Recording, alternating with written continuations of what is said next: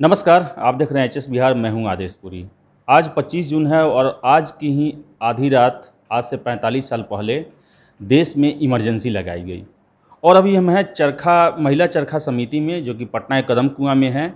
और यही वो जगह है जिसने दिल्ली के रायसीना हिल्स को एक समय में चुनौती दी थी। रायसीना हिल्स जहां पावर सेंटर है, तो यही चरखा समिति पब्लिक सेंटर बन के उभरी थी।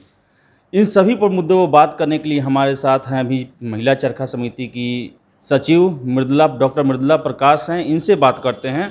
मैडम, जब गिरफ्तारी हो जाती है जेपी की, उसके बाद भी ये चरखा समिति जो है अपना काम करते रहा। खासकर महिलाएं जो हैं, आप बहुत बढ़ चढ़ के हिस्सा ली थी उसमें। क्या था, आप जरा पूरा कहानी बताती। हाँ, उस समय अचानक रात में जेपी को गिरफ्तार कर लिया गया और यहाँ भी हमारी कुछ महिलाएं जो थीं, जो यहाँ की विभिन्न प्रवृत्तियों में काम कर रही थीं, बाल सदन में थीं, अब तो नहीं रहीं महिला, वो अब हमारे इससे बीच से गुजर गई हैं। उमा दी थीं, शीला दी थीं और उनकी बेटी भी विभा सिन्हा थीं। उनके साथ यहाँ महिला छात्रावास भी चलता था, तो 2-3 लड़कियाँ उन लोग भी, तो उन लोग को भी गिरफ्तार कर लिया गया और सभी जेल चली गई। लेकिन फिर भी उसके बावजूद यहाँ जो लोग बचे वो अपनी प्रवृत्तियाँ चलाते रहे। 1 महीना तक तो समझिए कि सब कुछ स्थगित हो गया, क्योंकि ऑल ऑफ ए सडन सभी लोग जेल चले गए थे, तो स्थिति तो बहुत नाजुक हो गई थी और गंभीर हो गई थी। लेकिन बावजूद यहाँ की सभी महिलाओं में जो प्रेरणा और ऊर्जा थी, उसकी वजह से इन लोग उसको ख़त्म नहीं होने दिए और यहाँ प्रवृत्तियाँ चलती रहीं। आप देखेंगे कि यहाँ एक मेन गेट बना हुआ है, जो जेपी निवास का महिला चरखा समिति का अग्रभाग है, उसमें ऑफिस कार्यालय चलता था और इसके पृष्ठभाग में इसकी विभिन्न प्रवृत्तियाँ महिलाओं की चलती थी। तो वो प्रवृत्तियाँ चलती रहीं, गेट को बंद कर दिया गया था। बाद में जब बहुत अधिक संघर्ष शुरू हो गया तो महिला छात्रावास भी जेपी ने बंद करवा दिया, क्योंकि उन्हें यह आभास होने लग गया कि लड़कियां सुरक्षित नहीं हैं।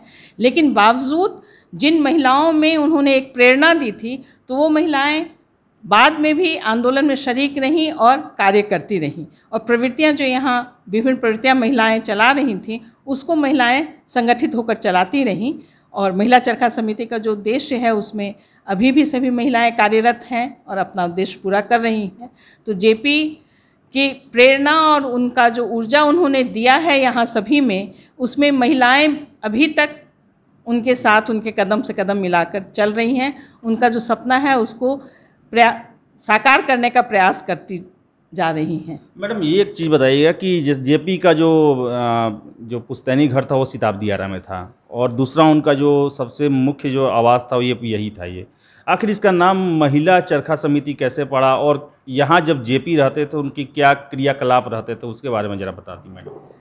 महिला चरखा समिति की स्थापना, ये जेपी निवास जरूर है, लेकिन ये महिला चरखा समिति की स्थापना 1940 में। आप लोगों को यह ज्ञात होना चाहिए कि बापू जब 1917 में यहाँ आए थे, तो ब्रजकिशोर बाबू उनको लाए थे, और ब्रजकिशोर बाबू की ये प्रथम पुत्री थी प्रभावती देवी। तो बापू जब ब्रजकिशोर बाबू के यहाँ गए थे, तो उन्होंने इस लड़की में बहुत प्रतिभा देखी थी। और प्रभावती दीदी की शादी हो गई जयप्रकाश नारायण जी से। जयप्रकाश नारायण जी का घर सिताबदियारा था, तो सिताबदियारा में प्रभावती जी भी गई। लेकिन जेपी विवाहोपरांत तुरंत अमेरिका चले गए। बापू को लगा कि ये लड़की घर गृहस्थी में ज़्यादा उलझ जाएगी, लेकिन इसमें जो शक्ति है वह अलग शक्ति है। इस शक्ति को हम लोग को उस समय के आंदोलन में सदुपयोग करना चाहिए। तो बापू ने पत्र लिखा और प्रभावती को अपने आश्रम में बुला लिया था। वहाँ आश्रम में जब प्रभावती गई तो उनके साथ रहने लग गई तो उनको दत्तक पुत्री के रूप में बापू ने मान लिया, और उनको जितनी चीज़ें थीं वो प्रभावती दी में, वो सारे संस्कार, एक तो सुसंस्कृत वो पहले से थी, क्योंकि उनके संस्कार को देख के ही बापू ने उन्हें आश्रम में बुलाया था। और बाद में बापू अपनी प्रेरणा और अपने संस्कार भी उनमें देते चले गए। तो प्रभावती जी ने ब्रह्मचर्य व्रत पालन कर लिया। जेपी जब वापस अमेरिका से आए तो जेपी को बापू ने कहा कि इसने तो ब्रह्मचर्य व्रत अपना लिया है, तो कैसे निर्वाह होगा। जेपी ने उसको सादर अपना समर्थन भी दिया कि नहीं, मैं भी ब्रह्मचर्य व्रत का पालन करूंगा। और उसके बाद उन लोग घर गृहस्थी भी चलाते रहे, लेकिन आजीवन ब्रह्मचर्य का पालन किया।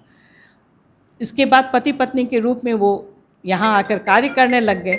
कार्य जब शुरू हुआ तो उस समय 1942 का मूवमेंट हुआ था, जिसमें 1940 में रामगढ़ में एक कांग्रेस सम्मेलन हुआ था, जिसमें यहाँ की महिलाएं बहुत कम आई थी और वार्धा से महिलाओं को लाया गया था।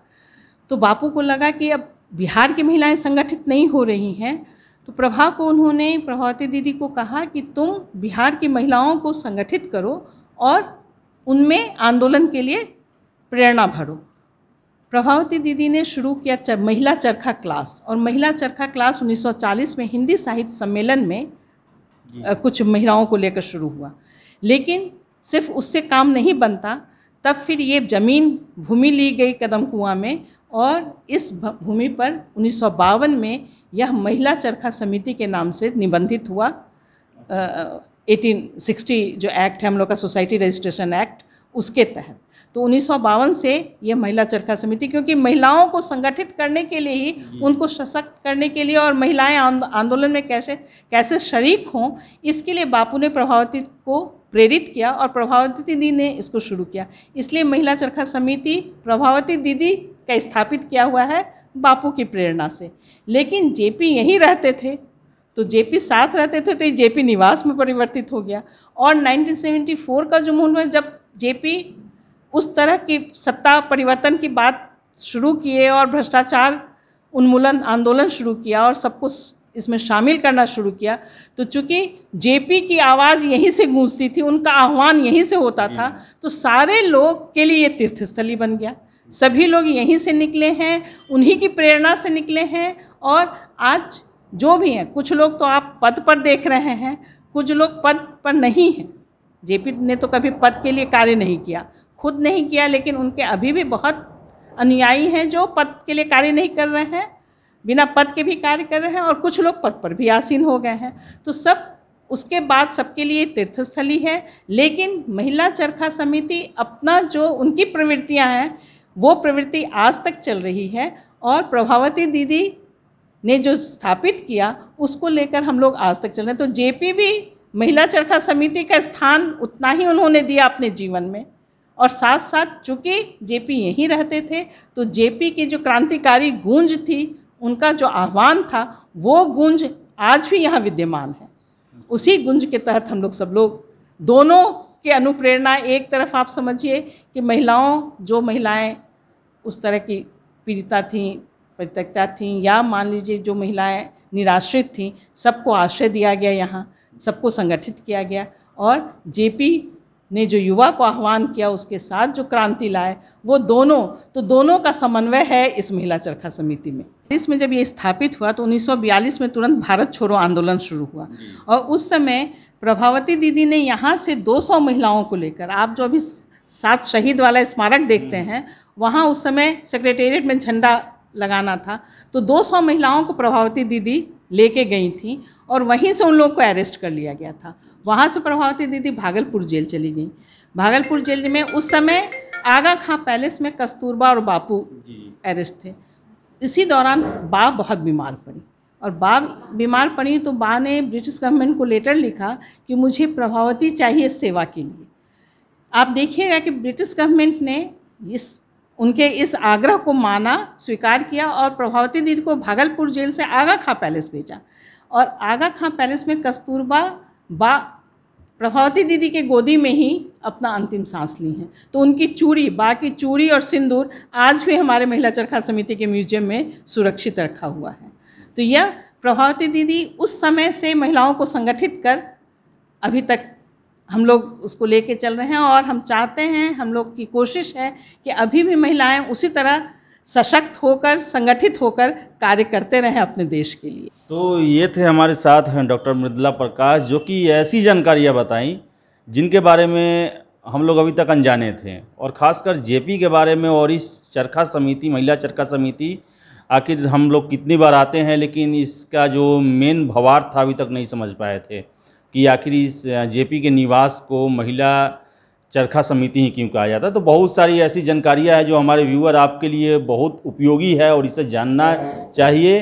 तो खैर इस वीडियो में इतना ही। अगर आपको हमारा ये वीडियो पसंद आए तो इसे लाइक करें, शेयर करें और हमारे चैनल एचएस बिहार को सब्सक्राइब करना ना भूलें। आपका बहुत बहुत धन्यवाद।